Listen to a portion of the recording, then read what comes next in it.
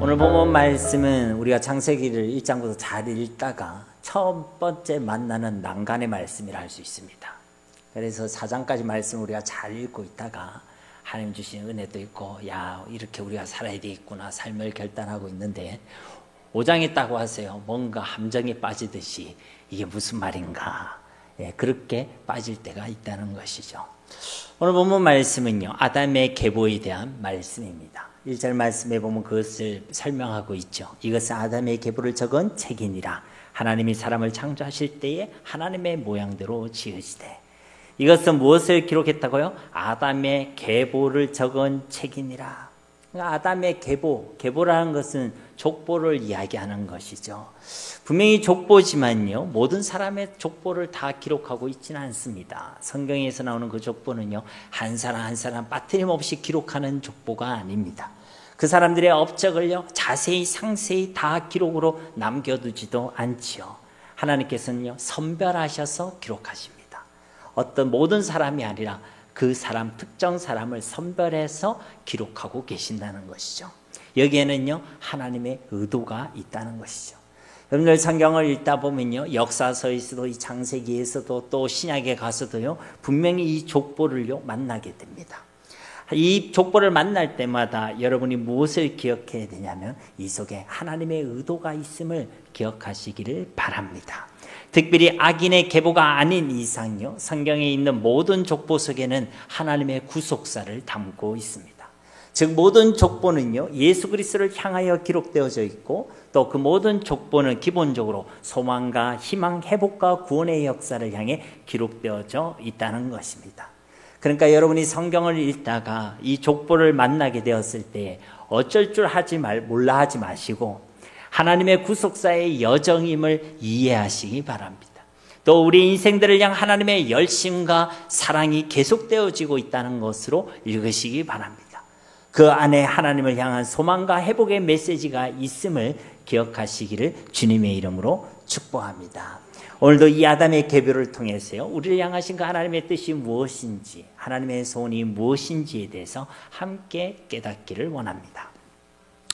1절 후반절에 보면 하나님이 사람을 창조하실 때에 하나님의 모양대로 지으시되, 하나님께서 우리 인생들을 창조하셨을 때요, 하나님의 모양대로 창조하셨습니다. 이 말은 온 우주 만물 가운데 우리 인간을요, 가장 복된 존재로 만드셨다는 것입니다. 하나님이 우리를 만들 때 찌질한 인생, 찌질한 존재로 만드신 것이 아니라 우리를 가장 복된 존재로, 이 천지 만물 간에 온 우주 만물 가운데 가장 복된 주인공들로 만들어 주셨다는 것이죠. 그리고 무엇보다 하나님과 함께하는 영적인 존재로 만들어 주셨다는 것입니다. 그래서 사람만 하나님과 교제할 수 있습니다. 사람만 하나님과 동행할 수 있습니다. 사람만 하나님께 영광 돌려드리고 하나님의 영광을 드러내는 존재로 지원받게 되었다는 것입니다. 또 하나님 대신 이 땅을 다스리고 통치하는 왕권을 위임받았죠. 그러니까요, 하나님께서는 우리를 가장 영광스럽고 가장 복되고 가장 존귀한 존재로 만들어주신 줄 믿습니다. 2절 말씀에도 남자와 여자를 창조하셨고 그들이 창조되던 날에 하나님이 그들에게 복을 주시고 그들의 이름을 사람이라 일컬으셨더라. 하나님께서 우리 인생을 창조하시고 그 창조되는 그 날에, 바로 그 당일에 하나님께서 그들에게 무엇을 주셨다고요? 복을 주시고 그들에게 복을 주셨다는 것입니다. 그리고 그들의 이름을 사람이라 일컬으셨더라. 여러분, 우리가 이름을 부른다는 것은요, 그 존재의 의미를 부여하는 것입니다. 다른 이 땅에 있는 모든 짐승들에 대해서는 누가 이름을 지었죠? 우리 이제 앞에 걸 다 배웠으니까 모범 학생이 돼야 됩니다. 그죠? 아담이 이름을 지어 불렀죠. 자, 아담을 통해 그 존재의 의미를 하나님께서 부여하셨다는 것입니다. 근데 사람에 대해서는요, 하나님께서 직접 그 이름을 지어주시고 그 이름을 불러주셨다는 것이죠. 우리 인생의 의미를 부여해 주신 분이 바로 우리 하나님이신 줄 믿습니다. 여러분, 그렇습니다. 우리 인생의 의미는요, 하나님 안에서만 유의미해질 수 있다는 것입니다. 하나님 안에 있을 때, 우리가 하나님과 함께 할 때, 예수 그리스도를 통해 영원한 생명이 우리 가운데 주어졌을 때, 그렇게 비로소 우리의 영혼이 살아나고 하나님과 동행하는 삶을 살아낼 때에 우리 인생에는요, 진짜 의미가 있게 된다는 것입니다. 왜 그렇습니까? 우리가 하나님 안에서만 그 가치와 의미를 찾을 수 있는 하나님의 형상, 하나님의 모양대로 지원받았기 때문이고, 또 오직 하나님만이 우리의 인생 가운데 가치와 인생의 의미를 부여해 주시는 분이기 때문에 그런 줄로 믿습니다. 여러분, 우리가 우리 인생의 의미와 가치를 모르면요, 그냥 살아가게 됩니다. 그냥 덧없는 인생, 하염없이 허무한 인생을 살아가게 된다는 것이죠. 무엇을 위해 살아야 하는지 모릅니다. 그러니까요, 엉터리를 붙들고 그렇게 씨름하는 거예요. 무엇을 위해 살아가야 하는지 모르니까 이 땅에 방황하는 삶을 살아가게 된다는 것입니다. 그러니 하나님께서 우리를 친히 사람으로 불러주셨다는 이 오늘의 말씀을 꼭 기억하시기 바랍니다. 우리 인생의 의미와 가치를 부여해 주시는 분이 우리 하나님이심을 잊지 마시고, 우리 인생의 참된 의미를 발견하고 우리 인생의 진정한 가치를 누리는 삶이 바로 하나님 안에 있음을 믿으시기를 바랍니다. 여기에 우리가 믿음을 가지고 이 땅을 살아가야 될 이유가 분명하게 있는 것이죠. 특히 이 말씀은 오늘 이 아담의 계보를 통해 우리에게 주시는 그 말씀의 핵심과도요, 분명하게 다 있습니다. 3절 말씀에 아담은 130세에 자기의 모양 곧 자기의 형상과 같은 아들을 낳아 이름을 셋이라 하였고, 1, 2절 말씀을 보다가 이 3절 말씀을 보면요, 여러분들이 눈에 똑 들어와야 되는 표현이 있습니다. 그것은 무엇입니까? 아담은 130세에 누구의 모양? 자기의 모양, 곧 자기의 형상과 같은 아들을 낳았다라고 표현하고 있죠. 앞서 창세기 1장 26절 말씀에 보면 하나님이 이르시되 우리의 형상을 따라 우리의 모양대로 우리가 사람을 만들고, 처음 사람을 만드셨을 때 하나님께서는요, 하나님의 형상대로 하나님의 모양대로 만드셨다라고 말씀하시죠. 근데 죄로 인하여 하나님을 떠난 이 인생들은 이제 하나님의 형상대로가 아니라 아담의 형상, 아담의 모양, 사람의 형상, 사람의 모양대로 태어나게 되었다는 것입니다. 여러분, 이것은요, 아담이 죄를 범한 그 이후로부터 모든 인생들이 죄 가운데서 태어나고 범죄한 죄인으로 태어남을 우리에게 말씀해 주고 있는 것입니다. 이제는 하나님 안에서가 아니라 하나님 밖에서 태어난다는 것입니다.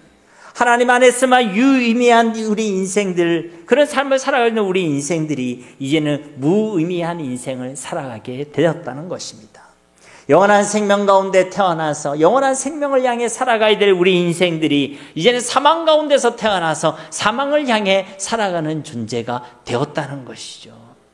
저 하나님을 떠난 인생은요, 그렇게 하나님을 떠나 무의미한 인생을 살아가게 되었고 사망을 향해 살아가는 존재가 되었다는 것입니다. 이것이요, 이 아담의 족보를 통해 우리에게 주고 있는 메시지의 핵심이란 것이죠.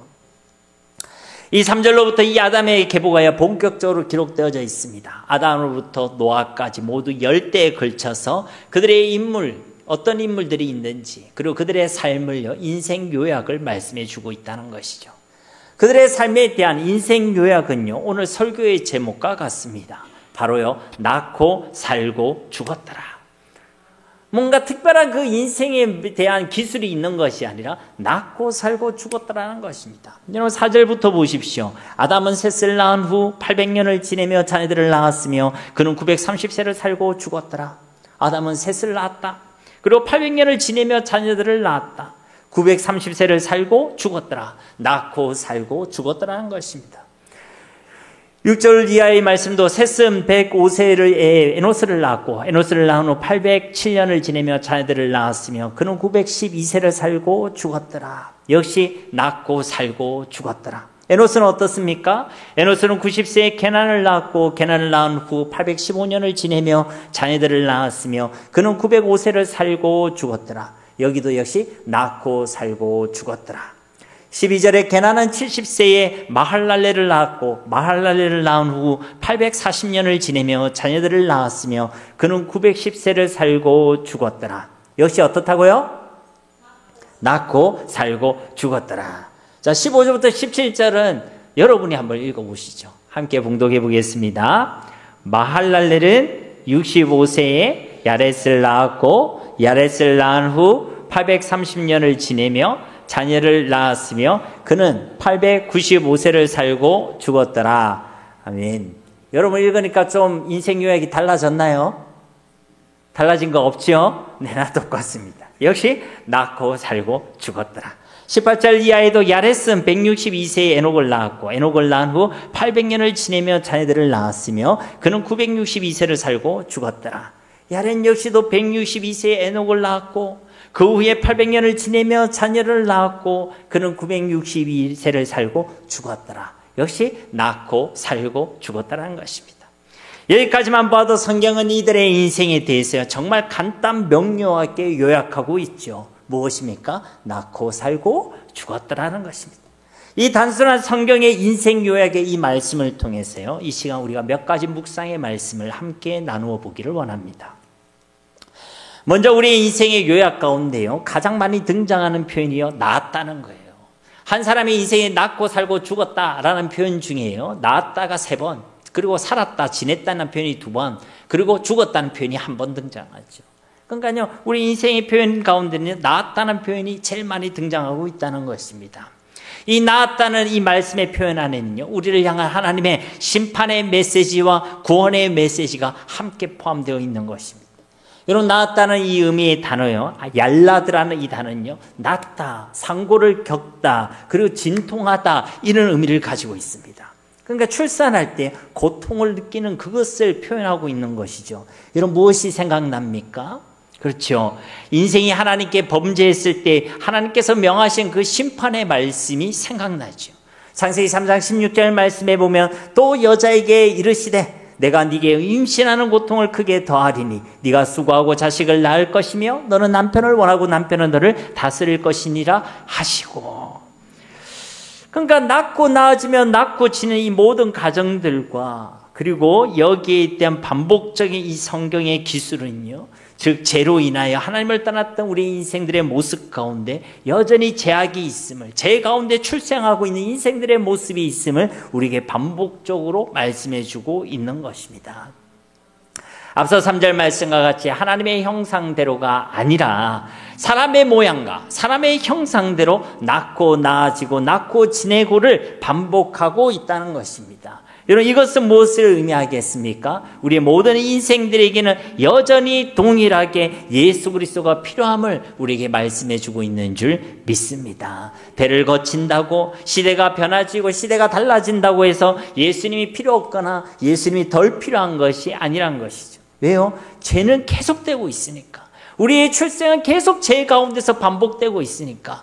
우리의 삶에도 그 죄의 역사는 계속해서 반복되고 있으니까. 우리는 대가 계속되든 아무리 시대가 달라지도 우리 가운데는 예수 그리스도의 복음이 필요함을 우리는 기억해야 될 줄로 믿습니다. 시대가 변해도요, 그 해산의 고통과 상고는요 계속되어지고 있습니다. 이것은요, 우리를 향해 하나님이 심판에 있음을 기억하라는 것이고 우리가 죄 가운데 출생한 죄인임을 분명하게 기억하라는 하나님의 메시지인 줄 믿습니다. 즉 대를 이어서 새로운 생명이 태어나는 그 순간까지도, 자녀를 낳고 지내는 그 모든 날들 속에서도, 그래서 이었고 죽음에 이르는 그 순간까지도 우리에게는 하나님의 은혜와 하나님의 긍휼이 필요하다는 것이죠.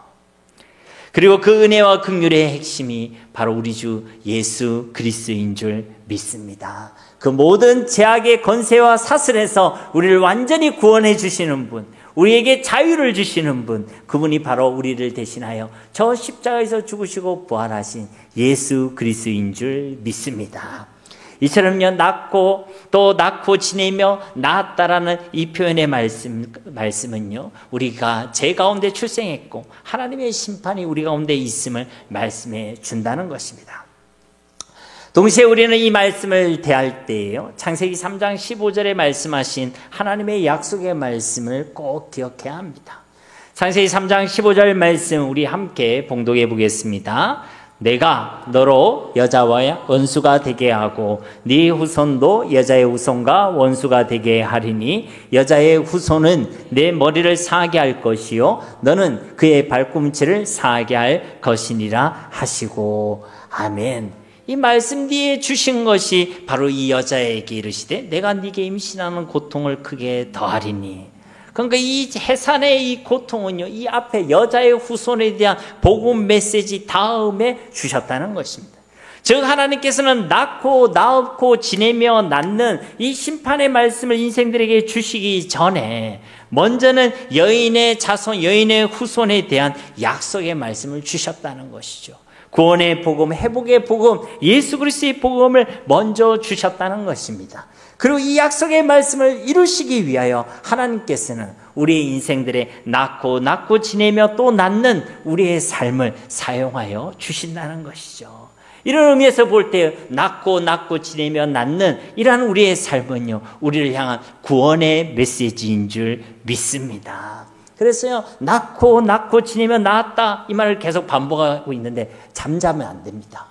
낳고 낳았더라, 또 지내고 살고 죽었더라, 그러면 계속 반복하니까 어지러질 수 있는데 그때 우리는 더 집중해야 되는 것이죠. 무엇 때문에요? 이 낳고 낳는다는 이 기술은요, 예수 그리스도를 대망하게 하게 하시는 소망의 말씀이고 위로의 말씀이기 때문인 줄 믿습니다. 이런 의미를 보면요, 이 계보를 만날 때마다 우리는 어떻게 되겠습니까? 예수 그리스도를 대망하게 되는 거예요. 그날이 가까워지고 있음을 우리는 대망하게 되는 줄 믿습니다. 낳고 낳는다는 이 말씀을 볼 때마다 하품을 하고 잠을 자고 하는 것이 아니라 우리를 위한 하나님의 구속의 역사가 우리 가운데 신실히 이루어지고 있음을 우리는 깨닫게 된다는 것입니다. 그리고 그 기술과 그 선언 앞에서 우리는 하나님께 모든 영광과 존귀를 올려드려야 할 줄 믿습니다.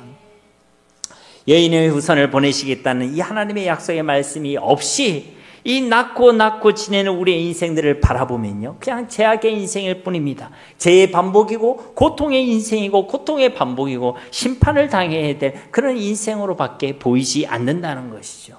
그런데 이 여인의 후손 예수 그리스도의 관점으로 우리가 이 약속의 말씀을 보면요, 낳고 지낸다는 우리 인생들에 대한 이 기술은 너무나도 가치 있는 인생, 복 있는 인생, 소망의 인생이 되게 되는 줄 믿습니다. 즉 예수 그리스도가 우리 가운데 있으면 우리의 모든 인생은요, 복이 되게 되는 것이고 의미 있는 인생이 되게 된다는 것입니다. 우리 인생 가운데 예수님이 없으면 우리의 인생이 어떠하든지 의미가 없는 인생, 험하고 덧없는 인생이 되게 된다는 것입니다. 그러므로 낳고 살고 죽었다는 이 인생의 요양 가운데서 예수 그리스도를 발견하게 되시기를 주님의 이름으로 축복합니다.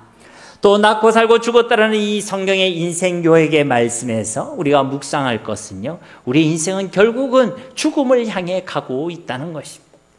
우리도 우리의 부모로부터 나아지고 그래서 삶을 시작하게 되어지고 우리도 자녀를 놓고 이 땅을 살아가고 있지만 결국은 죽었더라라는 이 인생 요약을 피할 수 없다는 것입니다.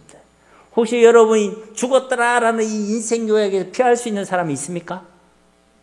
혹 내가 여기 억만금을 주고 피할 수 있다면 억만금을 마련하겠다 하는 사람이 있습니까?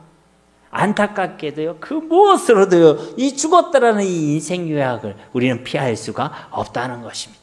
사망 가운데 출생하여 사망의 땅에서 살다가 결국 사망하는 존재가 바로 우리 인생의 본질이란 것이죠.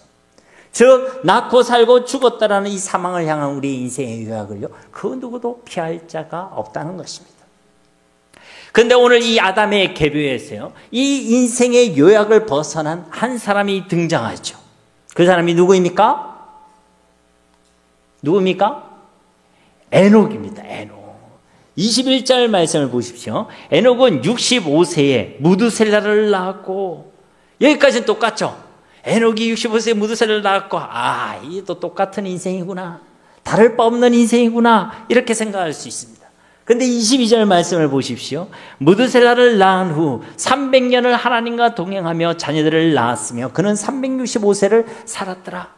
그는 무두셀라를 낳은 후 원래는 300년 동안 자녀를 낳았으며 365세를 살다가 죽었더라, 이렇게 기록해야 되는데 뭐라고 말씀하고 있죠? 그는 300년을 하나님과 동행하며 자녀들을 낳았으며 그리고 그는요 365세를 살았더라라고 말씀하고 있습니다. 여러분 차이점이 보이십니까? 무슨 숨은 그림 찾기처럼 차이점이 여러분 눈에 들어와야 되는 거죠. 그러니까 300년을 그냥 지냈다며 자녀를 낳았다라는 것이 아니라 그 300년을 하나님과 동행하며 자녀를 낳았다는 거예요. 그 자녀를 낳은 건 똑같은 일인데 그전에는 하나님과 동행했다는 표현이 없고, 이 에녹은요 자녀를 낳았다는 그 표현 앞에 뭐가 있냐면 하나님과 동행하면서 자녀를 낳았다는 거예요. 이게요 완전히 다른 인생인 줄 믿습니다. 또요 365년을 살고 죽었더라가 아니죠. 뭐라고 되어 있습니까? 그는 365년을 살았더라. 그러니까 죽었더라고 끝나는 인생이 아니라 에녹은 살았더라라는 인생, 그것으로 끝나는 인생을 살아가게 되었다는 것입니다. 여러분, 그가 이 놀라운 인생, 이 특별한 인생을 살아갈 수 있었던 것에 대해서요 24절 말씀에서 이렇게 기록하고 있죠. 우리 24절 말씀 한 목소리로 함께 봉독하겠습니다. 에녹이 하나님이 그를 데려가심으로 세상에 있지 아니하였더라. 아멘. 그럼 여기에요 우리가 그 죽었더라가 아니라 살았더라는 인생의 결말을 가질 수 있는 비밀이 이 말씀 속에 있습니다. 에녹의 삶이 어떠했다는 것입니까? 그가 하나님과 동행한 줄 믿습니다. 그래서 하나님께서 그를 데려가심으로 세상에 있지 아니했다는 것입니다. 죽음을 보지 아니했다는 것입니다. 죽었더라가 아니라 살았더라는 인생을 살아내게 되었다는 것입니다. 어떻게요? 그가 하나님과 동행하는 삶을 살았기 때문이란 것이죠. 그러면 하나님과 동행하는 삶이란 것은 어떤 삶을 의미하는 것입니까? 동행하다라는 이 의미의 번역은요 걷다 가다의 의미를 가진 히브리어 할라크라는 단어와 또 누구와 함께라는 전치사를 가지고 있는 이 에트라는 전치사가 합쳐진 단어입니다. 그러니까 쉽게 말하면요 함께 걷다, 함께 가다, 이런 의미를 가지고 있는 것이죠. 그리고 이것이 부부간의 깊은 관계를 의미하는 것입니다. 즉 여기서 말하고 있는 이 동행은요 그냥 같이 일행이 되어져서 나란히 걷고 있는 것을 의미하는 것이 아닙니다. 그 존재, 그 대상과요 깊은 관계를 맺고 깊은 교제를 나누는 것을 의미하는 것이죠. 우리는 신앙생활 하면서 하나님과요 그냥 나란히 걷는 것으로 우리가 신앙생활 하고 있다라고 생각할지 모르겠습니다.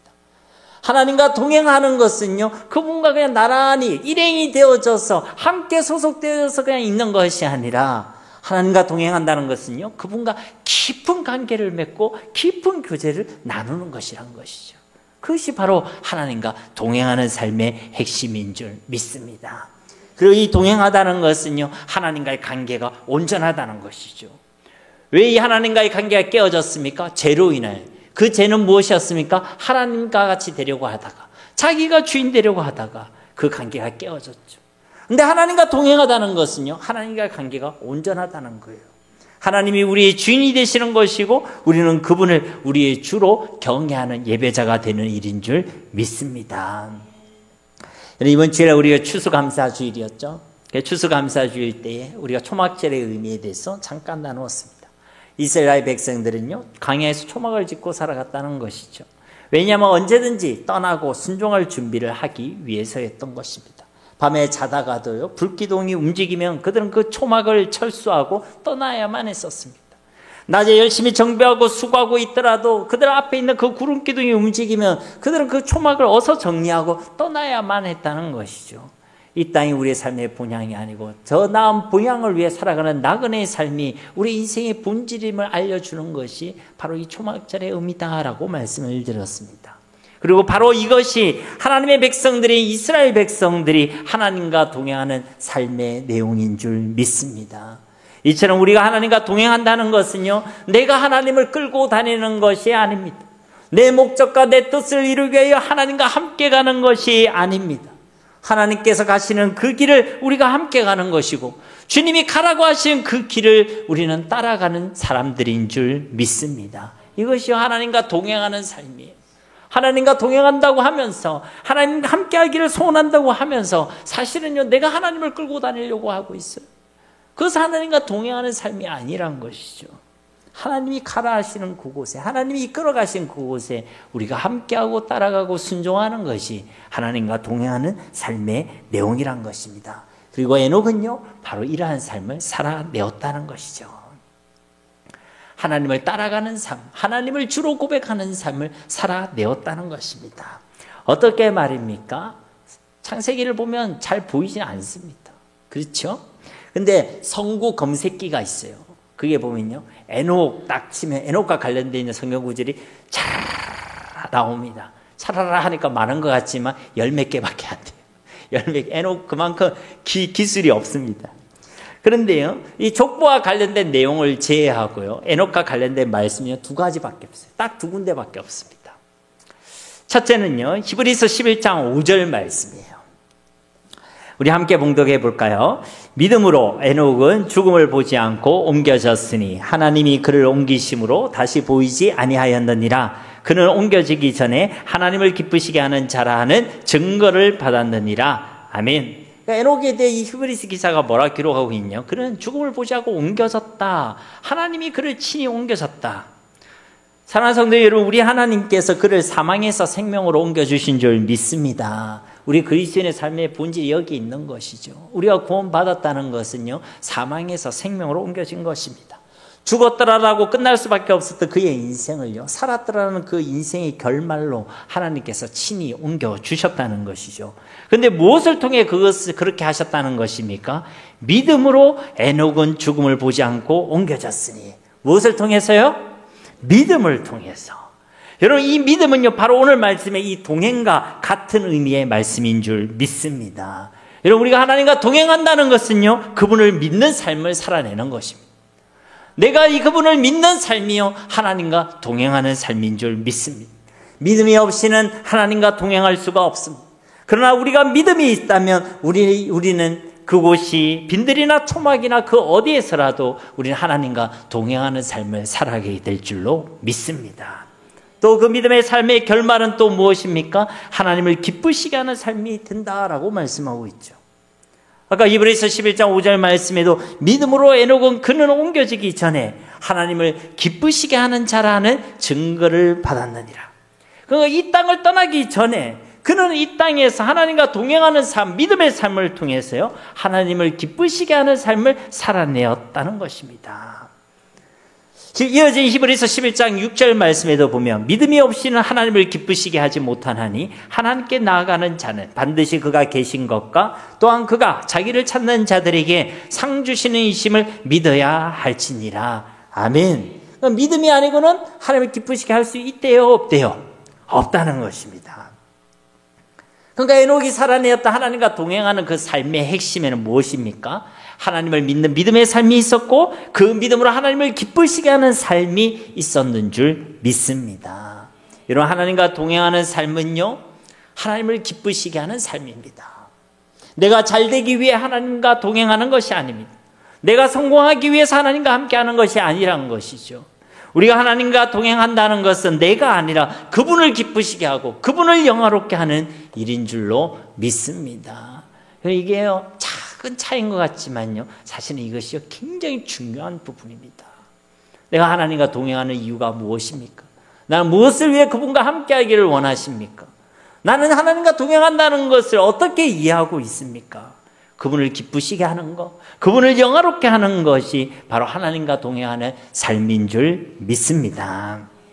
그러면요, 하나님께서요, 그 삶 가운데 영원한 복을 주시고 영원한 기쁨을 주시고 죽음 가운데서도 생명을 누리게 하시고 영원하신 하나님과 영원토록 함께 살아가는 그 하나님과 동행하는 삶을 살아내게 하실 줄 믿습니다. 두 번째로 에녹의 삶과 신앙에 대한 기술은요, 유다서에 있습니다.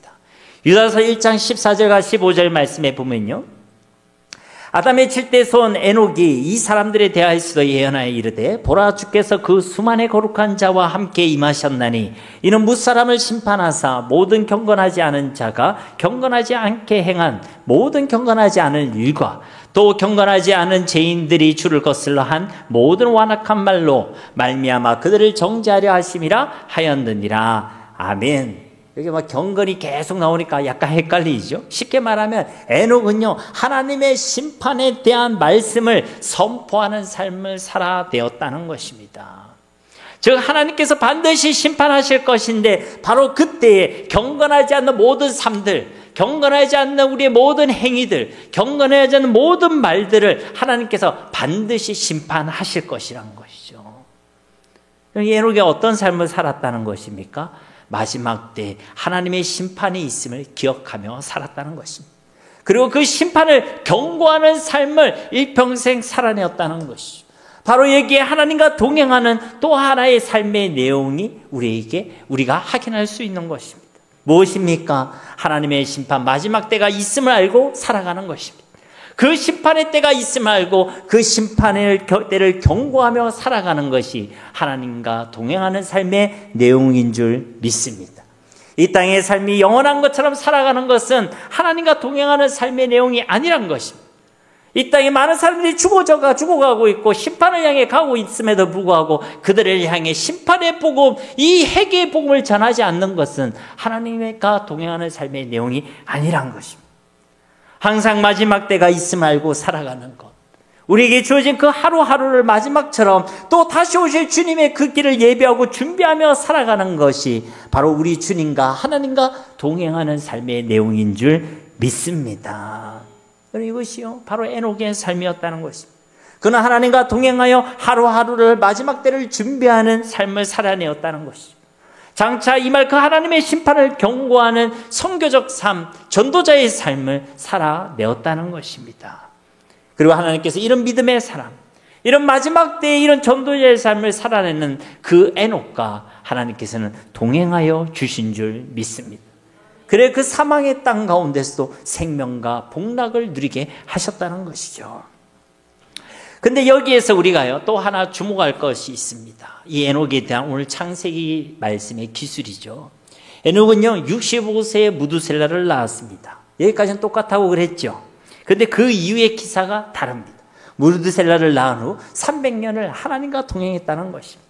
그리고 그 후에 자녀들을 낳고 살아도 누구와 동행해서 낳았다고요? 하나님과 동행해서 낳고 살았다는 것입니다. 그러니까 그 전에 65년의 시간 가운데는요 하나님과 동행하는 삶을 살아야지 못했다는 것이죠. 그런데 이 무두셀라를 낳고 난 후에 그는 이전과는 완전히 다른 삶을 살아내게 되었다는 것입니다. 이제는 하나님과 동행하는 삶을 살아가게 되었다는 것입니다. 하나님을 믿는 믿음으로 살아가게 되었고 하나님을 기쁘시게 하는 삶을 살아내게 되었다는 것이죠. 특히 하나님의 심판의 때가 임박해 있음을 경고하는 전도자의 삶, 선지자적인 삶을 살아내게 되었다는 것입니다. 무엇이 그에게 이런 변화를 가져다 준 것입니까? 이런 에녹의 삶의 변화에 대한 그 힌트는요 바로 그의 자녀인 무두셀라라는 이름에서 찾아볼 수 있습니다. 그 무두셀라를 낳고 난 뒤에 지금 그의 인생이 완전히 달라졌거든요.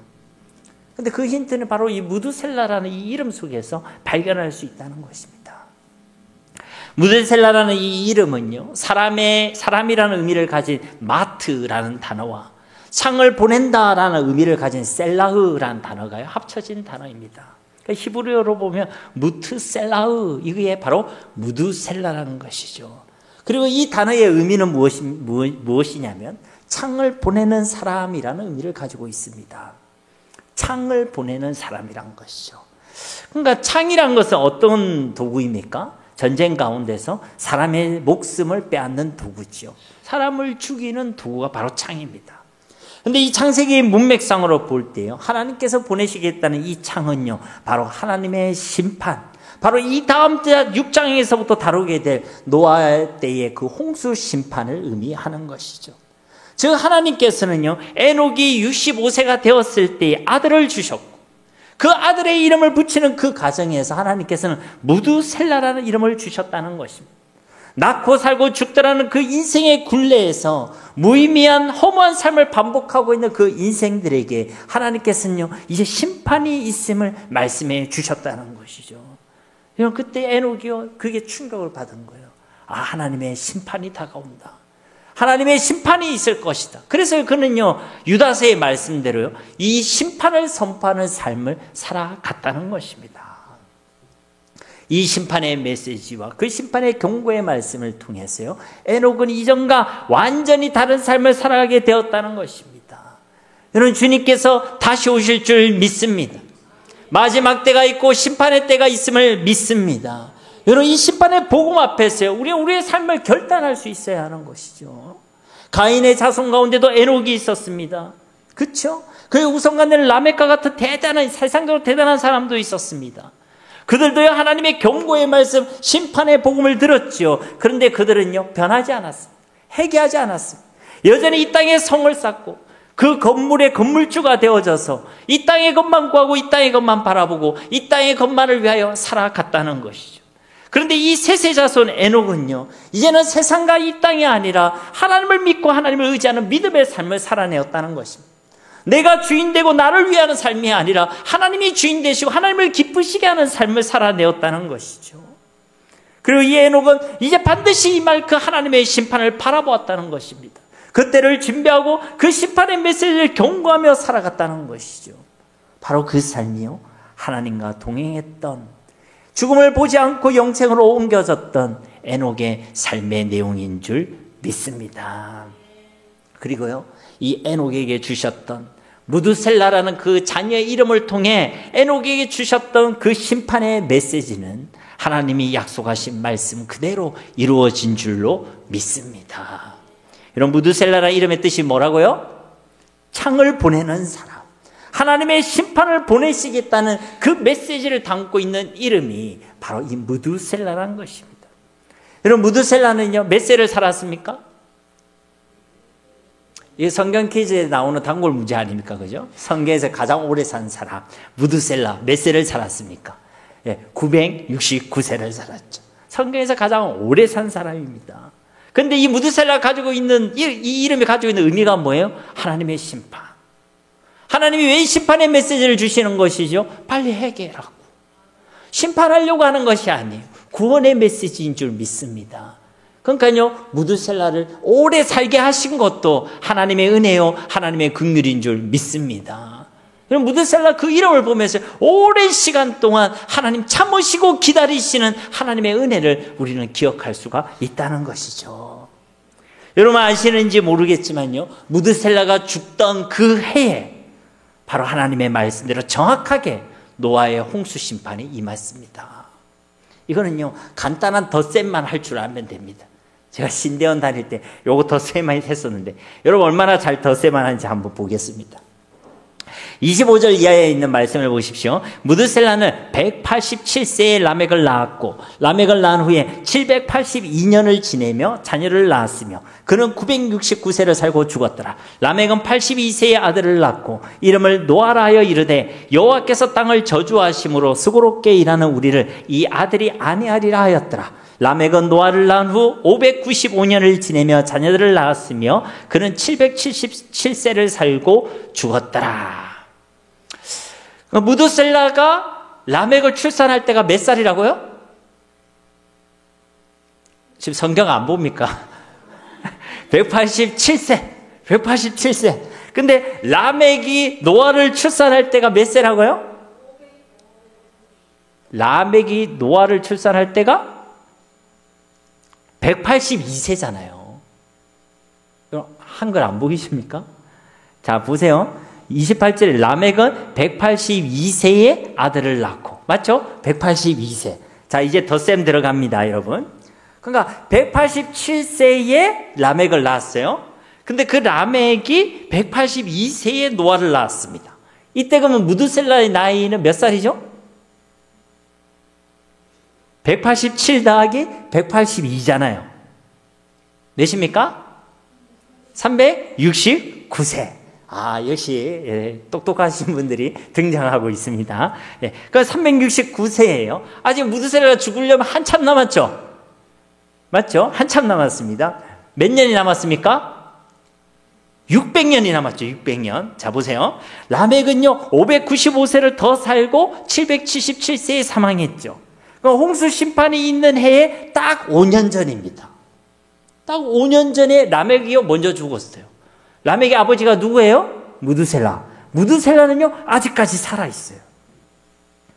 그러니까요 무드셀라는 아직 살아있죠. 라멕이 죽을 때요 무드셀라 나이는요 964세입니다. 그런데 32절을 보세요. 노아는 500세 된 후에 셈과 함과 야벳을 낳았더라.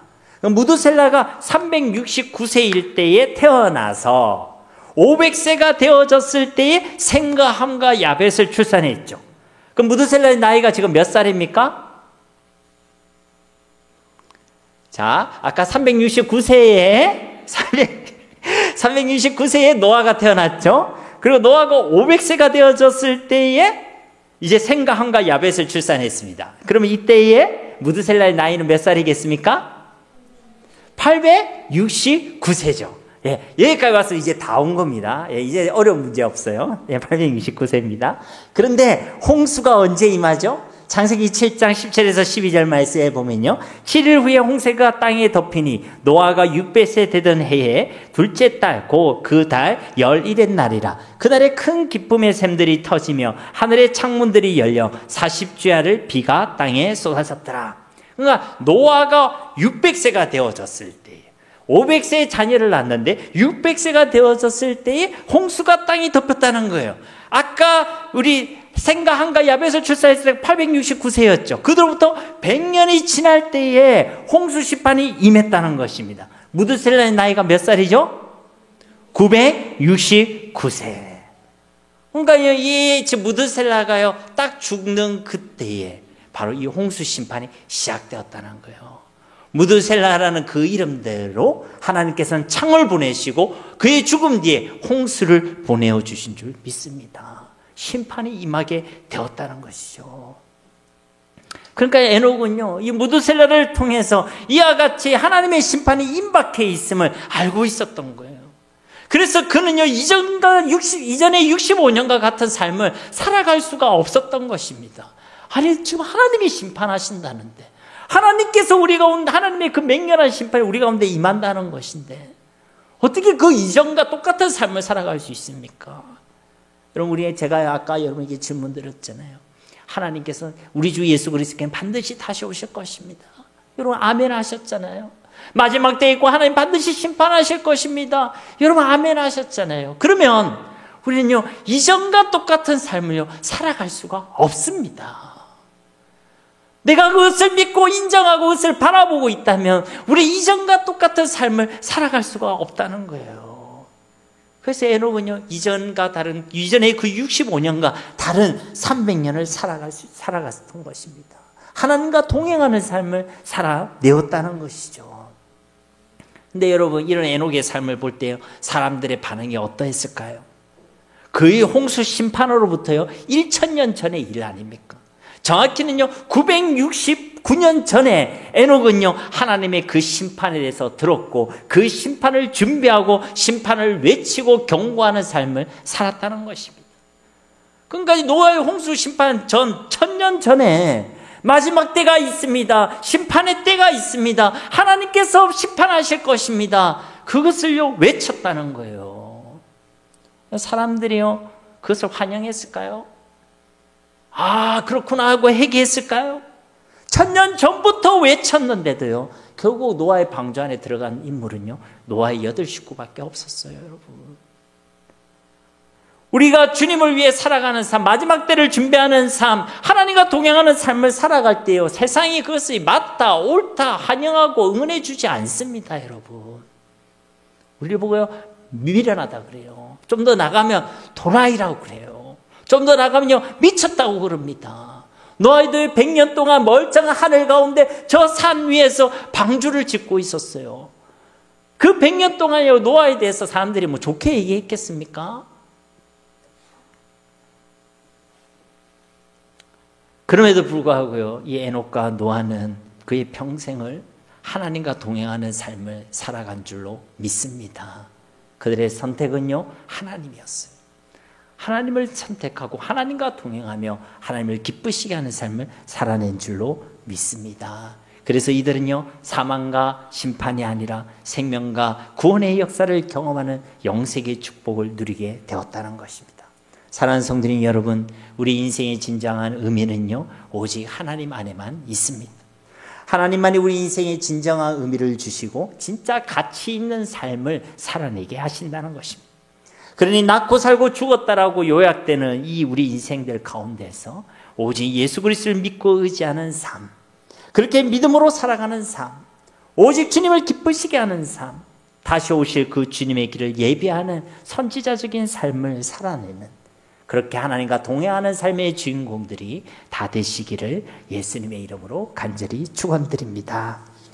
우리 말씀을 기억하시면서 함께 기도하기를 원합니다. 주님, 우리도 이 땅에서 하나님과 동행하는 삶을 살아가길 원합니다.